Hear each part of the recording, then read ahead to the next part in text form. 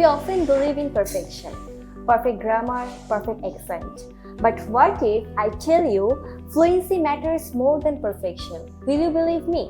So hello everyone, today I am Ilma, your host, and our topic is smart speaking.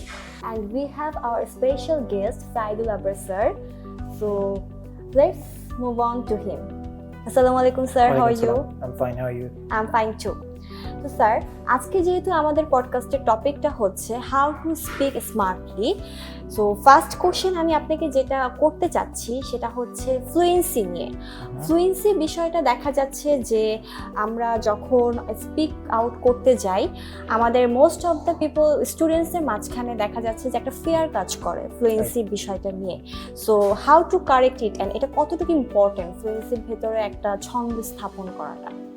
আচ্ছা, প্রথম বিষয়টা হচ্ছে fluency সম্পর্কে আমাদের মিসকনসেপশন আছে। মিসকনসেপশনটা হচ্ছে আমরা মনে করি যে খুব দ্রুত কথা বলা অথবা একটা র্যান্ডম স্পিডে কথা বলাটাই ফ্লুয়েন্সি। আইএলটিএস এর ক্ষেত্রে ফ্লুয়েন্সির কোনো মূল্য নাই যদি আপনি এটার সাথে কোহিরেন্স বিষয়টাকে না বোঝেন। কোহিরেন্স হচ্ছে কোয়েশ্চেন যা জানতে চাচ্ছে সেই বিষয়টা আমি প্রপারলি অ্যান্সার করতে পারছি কিনা। সো আইএলটিএস এ শুধু ফ্লুয়েন্সি দেখা হয় না, ফ্লুয়েন্সির সাথে কোহিরেন্সটাকেও দেখা হয়। ধরেন আপনাকে বলা হলো যে আপনি আপনার যে এলাকায় থাকেন ওই এলাকা সম্পর্কে বলেন, কিন্তু আপনি বলা শুরু করলেন আপনার প্রতিবেশী সম্পর্কে, তাহলে আপনি যতই ফ্লুয়েন্ট থাকেন না কেন আপনি কোনো স্কোর পাবেন। সো শুধু ফ্লুয়েন্সি না, ফ্লুয়েন্সি অ্যান্ড কোহিরেন্স। সো ফ্লুয়েন্সিতে কি বিষয়গুলো থাকে, হেজিটেশন যাতে খুব কম থাকে এবং তার রেপিটেশন না থাকে এবং সে যেন অনেক বেশি লিঙ্কার্স ইউজ না করে, এই বিষয়গুলি দেখা হয়। কনজাংশনস টাইপ ওয়ার্ডস জি, বলছি, কারণ আমরা স্বাভাবিকভাবে যখন কথা বলি তখন আমরা এত লিঙ্কার্স ইউজ করে কথা বলি না। রাইট। জি।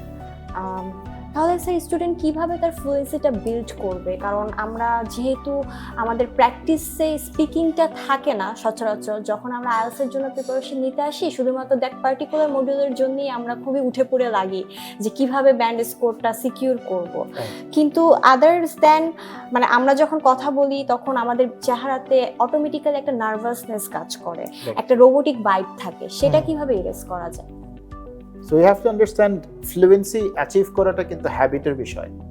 সো আপনার যদি স্পিকিং হ্যাবিট না থাকে তাহলে on the exam day you won't be able to perform. For instance ধরেন আপনাকে 100 মিটার দৌড় প্রতিযোগিতা দিতে হবে, আপনি প্রতিদিন 1 মিটারও দৌড়ান না, তাহলে যেদিন দৌড় প্রতিযোগিতা হবে ওই দিন আপনি 100 মিটার দৌড়াতে পারবেন না।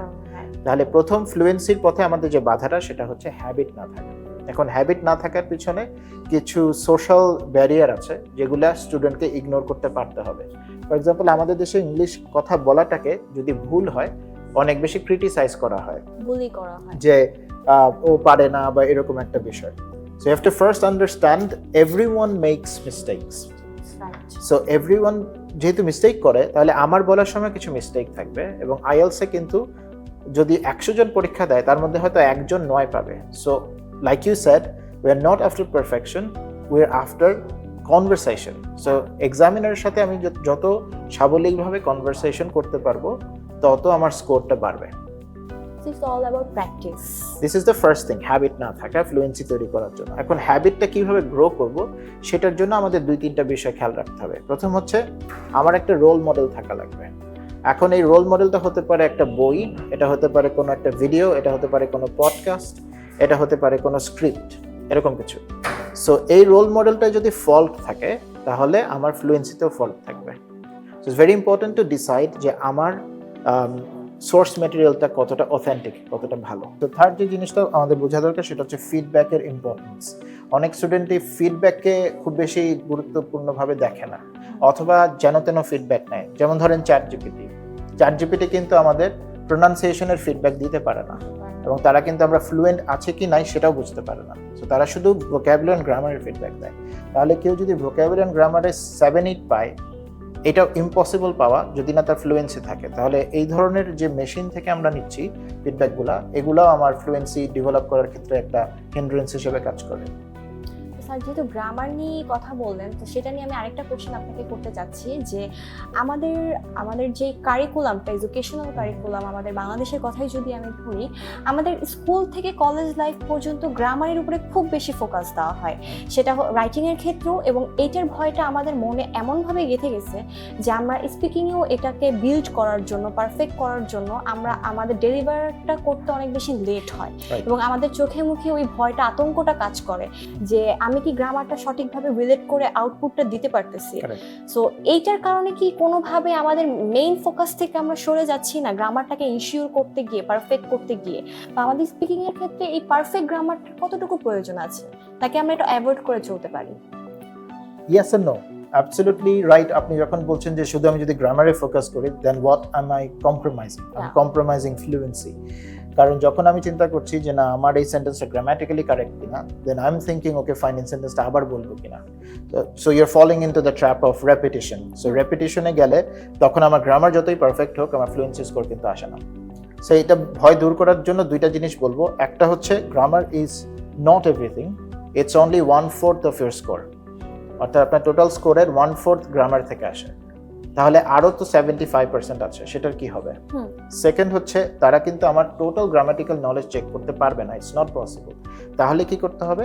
তারা দেখে গ্রামাটিক্যাল রেঞ্জ, মিনিং আমার ডিফারেন্ট টাইপস অফ সেন্টেন্সেস আছে কিনা, আমার টেন্সটা ঠিক আছে কিনা, অ্যান্ড দেন আমি ন্যাচারালি সেন্টেন্সের পর সেন্টেন্স তৈরি করে যেতে পারি কিনা। এই জিনিসগুলো যদি আমরা খেয়াল রাখি, তাহলে আমরা মনে রাখবো grammatical range important, not grammatical knowledge. Knowledge থেকে রেঞ্জ আসবে ঠিক, কিন্তু ফুল নলেজ দেখানো পসিবল না। সেকেন্ড হচ্ছে এইটা আমার টোটাল স্কোরের একটা part, not the entire score. Alright. আরেকটা বিষয় আমরা যেটা সবসময় ভেরি কমন যে students and sometimes teachers also, যখন আমরা ফ্লুয়েন্টলি কথা বলতে যাই ইংলিশে, তখন আমরা অনেক হেজিটেট করি, আমরা বিভিন্ন ধরনের মানে সাউন্ড ইউজ করি, ও টাইপের। How to erase it or how to develop this? Okay, এটার জন্য খুব সুন্দর একটা টেকনিক আছে, এটাকে বলে টু ইউজ ফিলার্স। ফিলার্স হচ্ছে দোজ ওয়ার্ডস যেগুলোর অ্যাকচুয়ালি তেমন কোনো মিনিং নাই, but they act as a let's say ornament to your speaking. For instance, ধরেন আপনি একটা কোয়েশ্চেন অ্যান্সার দেওয়ার আগে আপনার মনে হচ্ছে যে না আমি আসলে কি বলবো বুঝতে পারছি না, তাহলে আপনি বলতে পারেন that's an interesting question. So এটা যে আপনি বলছেন, তখন আপনি কিন্তু চিন্তার সময় পাচ্ছেন যে আসলে কি বলবো। যে দ্যাটস অ্যান ইন্টারেস্টিং কোয়েশ্চেন বলার সময় কিন্তু আমি চিন্তা করার টাইম পাচ্ছি। এখন কোন একটা স্টুডেন্ট যদি বলে আই ডোন্ট নো, এরকম যদি বলে, সেটা না বলে ফিলার্স গুলো সে শিখে নিতে পারে। আরো একটা এরকম ফিলার আছে, সেটা হলো I've never thought about this before. এটাতে দুইটা কাজ হয়। একটা হচ্ছে এক্সামিনারকে বলা যে এই কোয়েশ্চেন কেন করলেন আমাকে, মানে এটা আমার জন্য ফ্যামিলিয়ার টপিক না। So and then let me think. এই ধরনের ফিলার্সগুলো ইউজ করলে ওই যে আমরা হঠাৎ করে যে হেজিটেশনের কারণে যে সাউন্ডগুলি করি, এগুলি থেকে বের হয়। স্টুডেন্টরা একটা সময় পায় জিনিসটা নিয়ে চিন্তা করার জন্য। এবং আমি একটা মজার জিনিস বলি, আমাদের এখানে কোর্সে আমরা পার্ট 3 তে কিন্তু কিছু স্ট্রাকচার শেখাই, যে স্ট্রাকচারগুলি ফিক্সড ফর ওই কোয়েশ্চেন টাইপটা যদি স্টুডেন্ট বুঝতে পারে, তাহলে স্ট্রাকচার দিয়ে সে is it call cue cards? না, part 3 is about its after cue card. ওখানে হচ্ছে আপনাকে অ্যাবস্ট্রাক্ট কোয়েশ্চেন করা হয়, বাট ওই কোয়েশ্চেনগুলো 6টা টাইপের ভিতরে আসে। সো ওই টাইপ থেকে সে যদি ধরতে পারে, তাহলে স্ট্রাকচারটা সে ইউজ করতে পারে। Very interesting. It's like mathematics. Yeah, little bit, but not about maths. It's about harmony. Yeah, all right. এরপরে যে কোশ্চেনটাতে আমি একটু ফোকাস করতে চাচ্ছি, সেটা হচ্ছে যে মোস্ট অফ দ্য স্টুডেন্টস এক্সামে হচ্ছে টপিক কমন পাওয়ার জন্য কিছু পার্টিকুলার টপিক ধরে ধরে তারা মেমোরাইজ করে যায়। যেহেতু আমাদের এখানে স্পিকিংটা এত বেশি আমরা ইউজ টু না উইথ স্পিকিং, সো দেখা যাচ্ছে যে আমরা এক্সাম হলে গিয়ে একটা বিব্রতকর অবস্থায় পড়বো, এর আগে থেকে একটু আমরা প্রিপেয়ার হই যে আমরা কিছু টপিক মুখস্থ করে যাই, গিলে হচ্ছে আমরা ভালোভাবে অ্যাটলিস্ট যেন বলতে পারি। But is it a good idea to memorize the essays or topics? So আপনার কোয়েশ্চেনে দুইটা পার্ট পাচ্ছি। একটা পার্ট হচ্ছে যে টপিক নিয়ে চিন্তা করা ভুল কিনা। It's not wrong. IELTS speaking এর যে টপিকগুলো আসে, this are repetitive and quite common. So আমার টপিক নলেজ থাকতে হবে ডেফিনেটলি, বিকজ এতে করে যেটা হবে আমার কাছে কোনো টপিকে আননোন মনে হবে না। ফর এক্সাম্পল, অনেক স্টুডেন্টই জানে যে না যে স্পেস অ্যান্ড কসমোলজি IELTS এর একটা টপিক। এখন একটা স্টুডেন্ট যে জানতো যে না স্পেস অ্যান্ড কসমোলজি IELTS এর একটা টপিক হতে পারে, তাহলে কিন্তু এর ব্যাপারে সে নলেজ নিয়ে যেতে পারতো। তো আমাদের প্রবলেমটা কোথায়? আমরা নলেজ নেওয়াটাকে মেমোরাইজেশনের সাথে মিলে ফেলছি। সো নলেজ নিলে কি হয়, ওটা নিজের মতো করে বলা যায়। মেমোরাইজেশন করলে কি হয়, ওইটাই বলার জন্য ব্রেইন ফোর্সড ফিল করে। যখন ব্রেইন ওটা ফোর্স ফিল করে যে না ওই সেন্টেন্সটা মনে আসছে না কেন, ওই ওয়ার্ডটা মনে আসছে না কেন, তখনই ফ্লুয়েন্সিটা হ্যাম্পার করে। So we should not memorise, but we should think about common topics. Alright, even এটা এক্সামিনারকেও তো একটা ব্যাড ইমপ্রেশন ক্রিয়েট করতে পারে যে আমি একটা জিনিস ভুলে যাচ্ছি আমার মাইন্ডের ভেতরে, কিন্তু আমি ডেলিভার দিতে পারতেছি না। শুধু তাই না, এক্সামিনার কিন্তু এটা বুঝতে পারে যে আপনার এই কিভাবে অংশটা এটা? মেমোরাইজড। সো দেখেন, ধরেন আপনার কিউ কার্ডটা কমন, সো যেহেতু এটা আপনি অনেকবার প্র্যাকটিস করেছেন, you have a very higher level of fluency. For instance, আপনি একদমই মামলিং করছেন না, একদমই আপনার হেজিটেশন নাই। So that gives the expression to the examiner that, okay, now I'm going to ask him questions that are aimed at 8 or 9. Okay, So normal questionটা তখন একটু high লেভেলে চলে যায়। ফর এক্সাম্পল, যে 6 ব্যান্ডে পারফর্ম করছে, তাকে এক্সামিনার হয়তো জিজ্ঞেস করতে পারে যে why should children become athletes? কিন্তু যখন আরেকজন আরো হাই ব্যান্ডে পারফর্ম করছে, তখন তাকে জিজ্ঞেস করবে should athletes take drugs to improve their performance? Same questions but topic same, কোয়েশ্চেনের ডেপথ অনেক হাই। হাই। তো যখন একটা স্টুডেন্ট মেমোরাইজড ভাবে ওটা অ্যান্সার করে, তখন তার পক্ষে কিন্তু পরে এরকম সাডেন কোয়েশ্চেনের অ্যান্সার দেওয়া পসিবল হয় না। তখন এক্সামিনার বুঝতে পারে যে okay fine, this is not your level, ওই লেভেলটা আপনি ফলসিফাই করেছেন এর আগে, and it's very harmful for year test. How to avoid it? To speak naturally, definitely আপনাকে মনে রাখতে হবে it's a test of speaking ability, not memorisation ability, not knowledge test. So আপনি যত স্বাভাবিকভাবে কথা বলবেন তত ভালো। এবং সেন্টেন্স বড় করার একটা সিম্পল রুলস হচ্ছে আপনি প্রচুর এক্সাম্পলস দেন। আপনার পড়াশোনা থেকে এক্সাম্পলস দিতে পারেন, আপনি কারো থেকে শুনেছেন এক্সাম্পলস দিতে পারেন, অথবা আপনি কোথাও দেখেছেন এগুলো এক্সাম্পল দিতে পারেন। প্রচুর এক্সপ্লানেশন দেন, একটা পয়েন্টকে এক্সপ্লেইন এক্সাম্পল দিয়ে দিয়ে বড় করা শেখেন নিজে থেকে।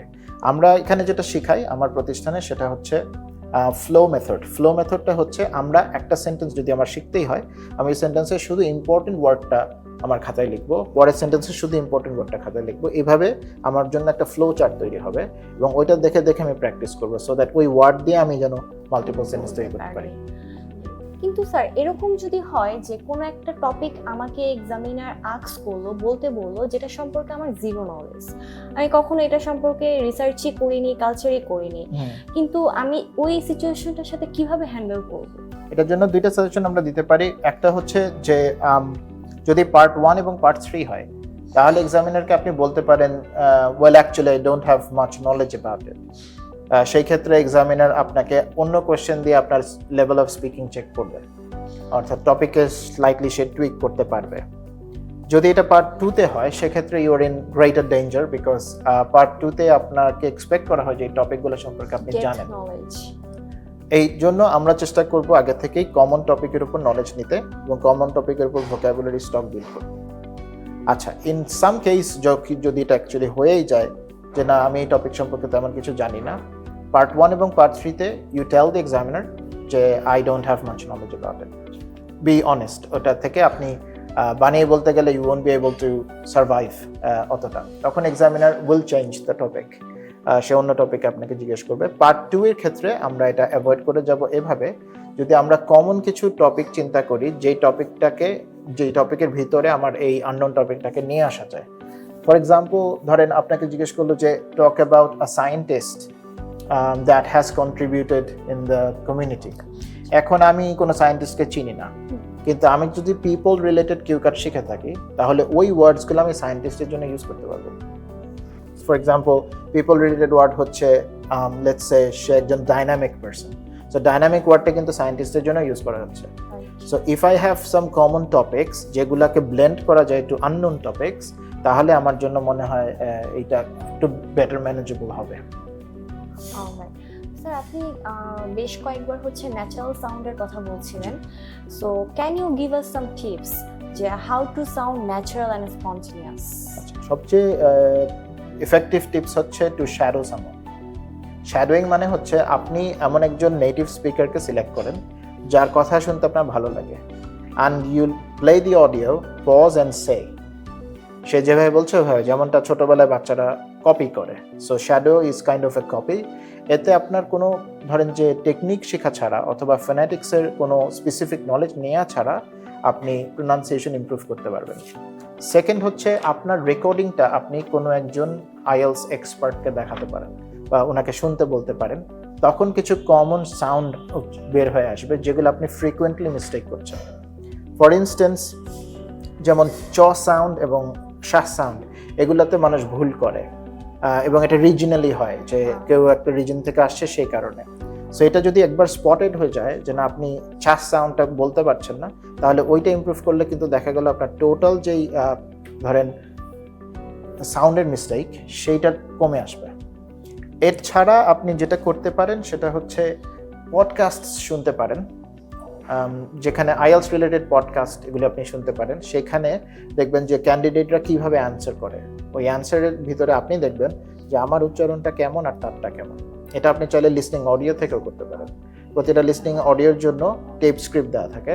আপনি যখন অডিওটা শুনবেন তখন টেপ স্ক্রিপ্টটা আগে নিজের ভয়েসে রেকর্ড করবেন, দেন অডিওটা প্লে করে দেখবেন যে কোন কোন সাউন্ডে আসলে আপনার ভুল হচ্ছে, এগুলো ঠিক করে নিলেই হবে। এখানে একটা প্রবলেম কি হয় না, কারণ এক একটা অডিও এক একটা প্যাটার্নে হয়ে থাকে। Some are about British accent, some follows Australian accent, some follows US আর আমেরিকান অ্যাকসেন্ট। রাইট। সো আমার ব্রেন তো পাজল হয়ে যাবে, আমি কোনটাকে অ্যাডপ্ট করব? It's a good question, but আমরা তো আসলে we're not after accents. We are after the proper sound. For example, the word take. It's a British take, American take, Australian take. So I need to know the A sound, long A sound. So these are universal sounds. These are not accents. So ওইটা আমার দরকার. So why it's important? Because wrong sound changes meaning. For instance, let's say you want to say gate, but you are saying get. It changes meaning. So যখন meaning change হয়ে যাচ্ছে তখন কিন্তু আপনার সব ব্যান্ডস করে হিট করবে এটা। ফর ইনস্টেন্স আপনার ফ্লুয়েন্সি এন্ড কোহেরেন্স হিট করবে, আপনার গ্রামাটিক্যাল রেঞ্জ হিট করবে, আপনার vocabulary. So it's a good question that you asked যে কেন ফ্লুয়েন্সি এর পাশাপাশি প্রোনাউন্সিয়েশনকেও আমাদের গুরুত্ব দেওয়া উচিত। বিকজ প্রোনাউন্সিয়েশন যদি ভুল হয় তাহলে you are risking everything actually. Alright sir, আরেকটা কথা যেটা আপনি অলরেডি বললেন প্রোনাউন্সিয়েশন মিস্টেক সম্পর্কে, যাদের হচ্ছে একটু মানে আঞ্চলিক একটা টোন থাকে সিএইচ বা চা নিয়ে। So as we are south Asian, so আমাদের এটার ভেতরে তো আমাদের কাইন্ড অফ ডিএনএতেই হচ্ছে এরকম প্রোনাউন্সিয়েশনটা একদম হচ্ছে সেট করা। বাট মানে how I will read of this? You don't have to entirely get rid of this. You just need to see if this is creating comprehension issues. For example, let's say আপনি piece কে বলছেন pitch, তাহলে শান্তি হয়ে যাচ্ছে ফল, এখন problem হবে। But আপনি ধরেন কেউ একজন বলছে যে লেটস সে একটা সাউন্ড ধরেন কাইন্ড, এটাকে সে বলছে kind, it doesn't change the meaning. So এটা আমাকে যে কাইন্ডই বলতে হবে এরকম না। So I have to understand which pronunciation is creating comprehension issues, এবং এটার সবচেয়ে বেস্ট সলিউশন হচ্ছে to come and talk with an expert. সে আপনি যখন মক টেস্টে দিবেন তখন সে বলে দিবে যে এই সাউন্ডগুলোতে আপনার ইস্যুস আছে, এগুলি ঠিক করেন। So how will you explain the difference between pronunciation and accent? How a student will understand this? আচ্ছা, স্টুডেন্টদের অ্যাকচুয়ালি অ্যাকসেন্ট নিয়ে চিন্তা করা উচিত না, কারণ অ্যাকসেন্ট আমাদের চেক হয় না, প্রোনাউন্সিয়েশন চেক হয়। বাট যদি পার্থক্য বুঝতে চান, অ্যাকসেন্ট একটা রিজন থেকে আসে। ফর এক্সাম্পল, আমরা সবাই বাংলা ভাষায় কথা বলি, কিন্তু যারা নোয়াখালী থেকে আসে তারা ওই শব্দটাকেই কিন্তু একটু ডিফারেন্ট ওয়েতে বলে। আবার যারা ধরেন সিলেট থেকে আসে ওটাকেই তারা ক্যারি করে। সো আইএলস এর ক্ষেত্রে আমরা ব্রিটিশ বা আমেরিকান অ্যাকসেন্ট অ্যাডপ্ট করতে হবে এরকম কিছু না। তার মানে এটা না যে আমি কাউকে ডিসকারেজ করছি। ধরেন কোন একটা student is really interested in learning British accent, তার কিন্তু প্রোনাউন্সিয়েশন ফিচার্স ভালো হবে। So it's important? Maybe. Is it required? No. But is it good? Yes. Accent নিয়ে চিন্তা ভাবনা করা। Do you have any practice in your institutions about pronunciation and native spoken English? আমাদের একটা কোর্স আছে native spoken English, যেখানে আমরা try করি সার্ভাইভাল যে ইংলিশটা আছে এটা শেখানোর জন্য। ফর ইনস্টেন্স, আমরা গতানুগতিকভাবে যে স্পোকেন ইংলিশটা শিখি সেটা কিন্তু বাইরের দেশে কাজে লাগে না। সো বাইরের দেশের মানুষরা যেই ফাংশনের জন্য যেই ল্যাঙ্গুয়েজটা ইউজ করে ওটাই আমরা শেখানোর চেষ্টা করি। নট লোকাল, ফাংশনাল ইংলিশ বলে এটাকে। ফর এক্সাম্পল, আপনার ধরেন যে আপনি ডিনার করছেন কারোর সাথে এবং আপনার একটু সল্টটা দরকার। সো এইটা আমরা যেভাবে ট্রান্সলেট করে বলি ওরা এইভাবে বলে না। সো আমরা হয়তো বলি যে can you give me the salt, এটা যদি আপনি একটা নেটিভ কাউকে বলেন তাহলে they will give you a look যে হোয়াট ডু ইউ মিন, কারণ বিকজ সে তো সল্ট মেকার না যে সে সল্ট আপনাকে দিবে। So can you pass me the salt, so pass me the salt বা পাস মি সামথিং, এই ধরনের যে নেটিভ এক্সপ্রেশনস গুলো আছে এগুলা কিন্তু হ্যাঁ, or pass me the glass of water এরকম। সো এরকম অনেক ফাংশনাল ইংলিশ আছে যেগুলো আমরা ট্রেডিশনাল স্পোকেন ইংলিশে শিখি না, সেগুলাই আমরা নেটিভ স্পোকেন ইংলিশে শেখানোর ট্রাই করি। সো আমরা পডকাস্টের একদম লাস্টে চলে এসেছি। So last but the not list, স্যারের কাছে আমার একদম লাস্ট কোশ্চেন। আপনি আমাদেরকে একটু, আমাদের যারা অডিয়েন্স রয়েছে অনলাইনে বা স্টুডেন্টস রয়েছে, most of them are students, আপনি যদি বলতেন যে কি কি কমন মিস্টেকসগুলো আমাদের আইএলটিএস স্পিকিং এর ব্যান্ডটাকে একটু ড্রপ করে দিচ্ছে এবং how to avoid those mistakes. So তিনটা কমন মিস্টেকের কথা বলি। প্রথম মিস্টেকটা হচ্ছে ডু নট মেমোরাইজ, যেটা আমরা এতক্ষণ কথা বললাম, যে কোনো স্যাম্পল অ্যান্সার আপনার পছন্দ হচ্ছে অথবা কোনো বই থেকে আপনি ফলো করছেন অ্যান্সারগুলি, যেহেতু আইডিয়া জেনারেশন করাটা আমাদের দেশে একটা পার্টিকুলার ইস্যুস, যেহেতু আমাদের পড়াশোনাটা কম থাকে, যদি আপনার অ্যান্সার পছন্দ হয় মেক ইট ইউর ওন, অর্থাৎ ওই অ্যান্সারটা কিভাবে নিজের মতো বলা যায় এটা শিখেন, ডোন্ট মেমোরাইজ। সেকেন্ড মিস্টেক হচ্ছে don't like lean towards one criteria. For example grammar মাথায় ঢুকলো, এখন শুধু গ্রামার নিয়ে আমি চিন্তা করলাম, অথবা আমার মাথায় ফ্লুয়েন্সি ঢুকলো, আমি শুধু ফ্লুয়েন্সি নিয়ে চিন্তা করলাম। আপনি যদি শুধু একটা ক্রাইটেরিয়ার উপরে ওভার এমফেসাইজ করেন তাহলে আপনার বাকি ক্রাইটেরিয়াগুলোর স্কোর কিন্তু কমে যাবে। And the third one is mistake হচ্ছে যে কোনো মেশিন থেকে ফিডব্যাক না নেওয়া। আমাদের দেশে I understand is very affordable, যে চ্যাটজিপিটিকে জিজ্ঞেস করলাম বা জেমিনাই এদের জিজ্ঞেস করলাম, কিন্তু যে ফিডব্যাকটা আপনি পাচ্ছেন ইটস পার্শিয়াল, অর্থাৎ এই মেশিনগুলি কিন্তু ভোকাবুলারি অ্যান্ড গ্রামারের বাইরে কোনো ফিডব্যাক দিতে পারে না। আরেকটা মিস্টেক যেটা এর সাথে রিলেটেড, সেটা হচ্ছে আপনি যদি এমন কারো কাছে থেকে ফিডব্যাক নেন যে কখনো নিজে এক্সাম নেন নাই অথবা নিজে এক্সাম দেনও নাই, তাহলে সে আপনাকে কখনোই টু দ্য পয়েন্ট ফিডব্যাক দিতে পারবে না, which either gives you over confidence or can shatter your confidence. So এই জিনিসগুলো ঠিক করতে হবে, তাহলে আশা করা যায় যে স্পিকিংয়ে আপনি ভালো করবেন। আশার বিষয় যেটা, সেটা হচ্ছে আমাদের দেশে স্পিকিং ওভারঅল ব্যান্ড স্কোর ভালো compare to other neighbouring countries. That's very great. So definitely তাহলে আমাদের কিছু পজিটিভ আছে when we speak। তো আমরা যদি সঠিক নলেজটা জানতে পারি we will really do well with this. So do you have any feedback giving facilities in your institution? Yes, definitely. আমরা যেটা করি, আমরা একটা পার্টিকুলার ফিডব্যাক শিট প্রোভাইড করি প্রত্যেক মকের শেষে, যেখানে 4টা ক্রাইটেরিয়ার আন্ডারে আরো 4টা সাব ক্রাইটেরিয়া থাকে, এবং এই 4টা সাব ক্রাইটেরিয়া কিন্তু আমরা 3টা পার্টেই দেখি, পার্ট 1 এ দেখি, 2 তেও দেখি, 3 তেও দেখি, এন্ড তারপরে আমরা বলে দেই যে আপনার এই সাব ক্রাইটেরিয়াতে সমস্যা। সো কেউ যদি চায় তাহলে তারা আমাদের মক টেস্ট ফ্যাসিলিটি নিয়ে দেখতে পারে যে how we give feedback. Thank you so much, sir, for giving us your valuable time. আপনি নিশ্চয়ই অনেক ব্যস্ত, so thank you very much.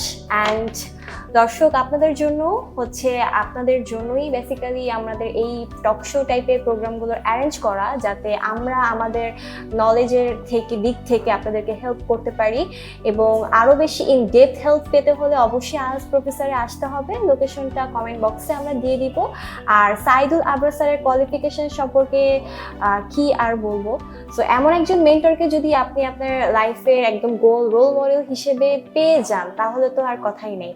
Not only for IELTS but also in every step in your life, he is just amazing person. Thank you. So that's all for today. দেখা হবে অন্য কোনো প্রোগ্রামে। আসসালামু আলাইকুম।